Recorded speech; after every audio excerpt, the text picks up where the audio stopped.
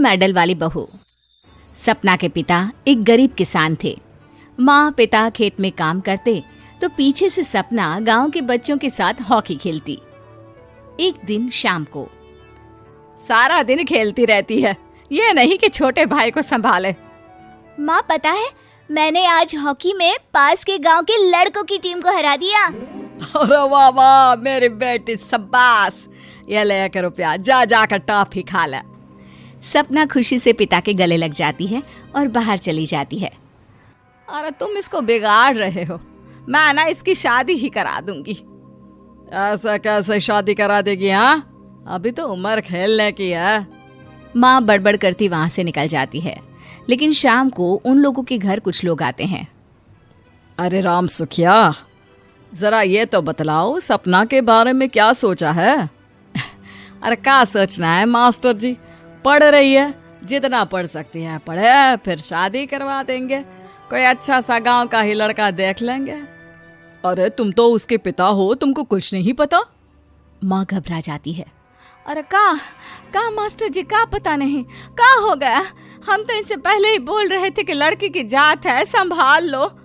अरे भाभी जी, आप भी ना कभी अच्छा भी सोच लिया करो। अरे सपना क्या खेलती है हॉकी, बड़े से बड़े आदमी भी नहीं जीत पाते हैं उससे।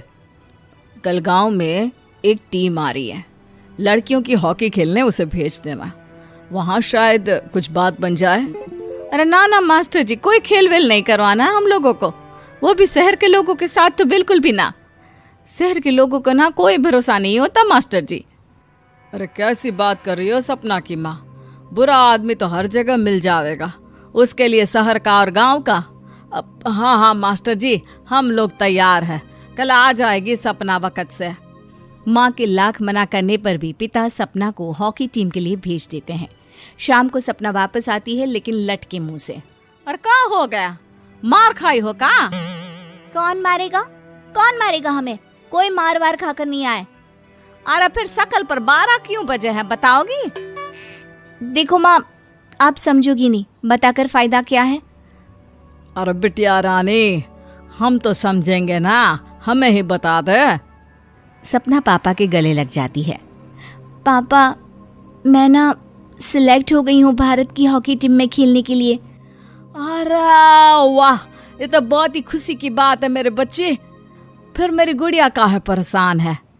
पापा, मुझे दिल्ली जाना पड़ेगा आगे की प्रैक्टिस के लिए। माँ जो सारी बात सुन रही होती है, जोर से चिल्लाती है। एक पैसा नहीं है मेरे पास, समझी? कुछ नहीं दूंगी।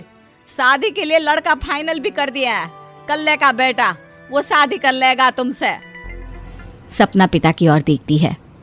अरे देख सपना, खेलने दिल्ली जाना है तो सिर्फ इसी शर्त पे कि आकर कल्ले से बेटे से चुपचाप शादी कर लेगी, बोल।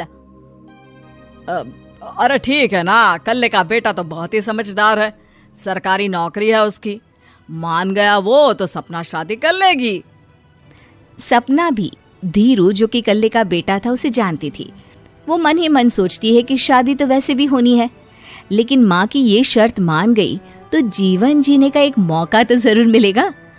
हाँ, मुझे मंजूर है। हाँ, तो कल मैं उन लोगों को बुला लूं? पिता और सपना दोनों एक दूसरे को देखते हैं। अब माँ ठीक है ना, बुलाने की क्या जरूरत है, वो लोग पसंद कर रहे हैं ना मुझे, वही ठीक है। बस आप तो मेरा दिल्ली का बैग पैक कर दो। सपना दिल्ली जाती है, दिल्ली टीम के लिए खेलने के लिए। सपना खूब अच्छा खेलती है और गोल्ड मेडल जीत कर आती है। जब वो गांव आती है तो उसका जोरदार स्वागत होता है। हर कोई सपना सपना चिल्ला रहा होता है। और सपना के पापा, तुम्हारी बेटी ने तो गांव का नाम रोशन कर दिया है। गांव की तरफ से तुम लोगों को गांव में पक्का मकान और सपना को परिषद में पक्की नौकरी देने के लिए हम तैयार हैं।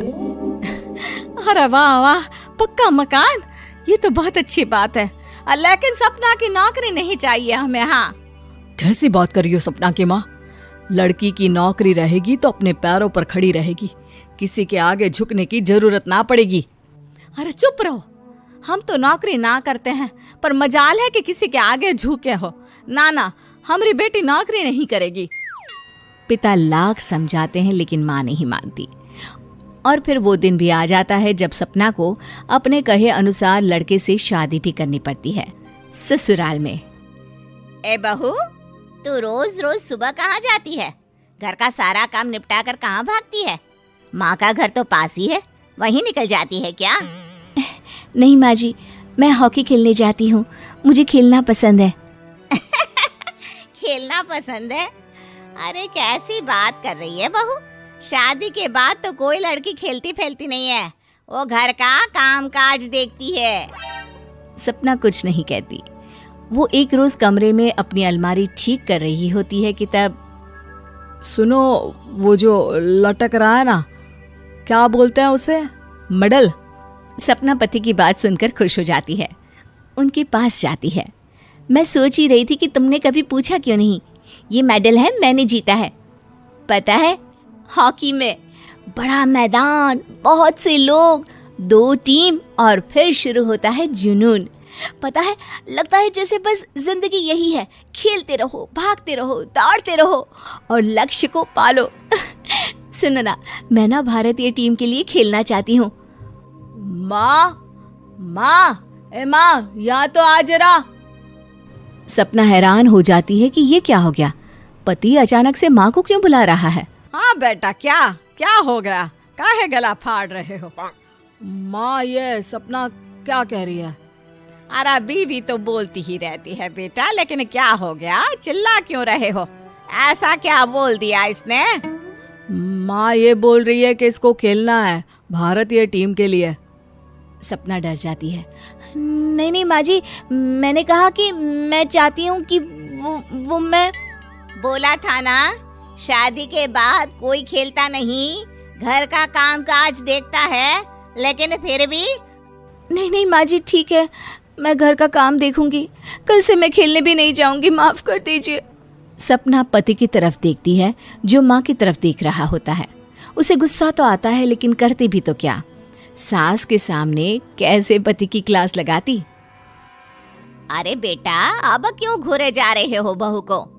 माँ, अभी इस बात का फैसला करके जाना, वरना ये तो तेरे कमरे से जाने के बाद मुझे। अब चुप हो जाइए आप, छोटी सी बात का बतंगड़ मत बनाइए।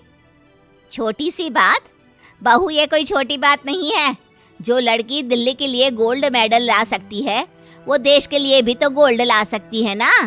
हम लोगों को किसी चीज की कमी नहीं है बहू, घर का काम तो कोई भी कर लेगा, लेकिन देश का नाम रोशन करने के लिए सपना चाहिए। जा बहू, तेरी ट्रेनिंग का सारा इंतजाम तेरे पति ने कर दिया है, जा खेल और देश का नाम रोशन कर।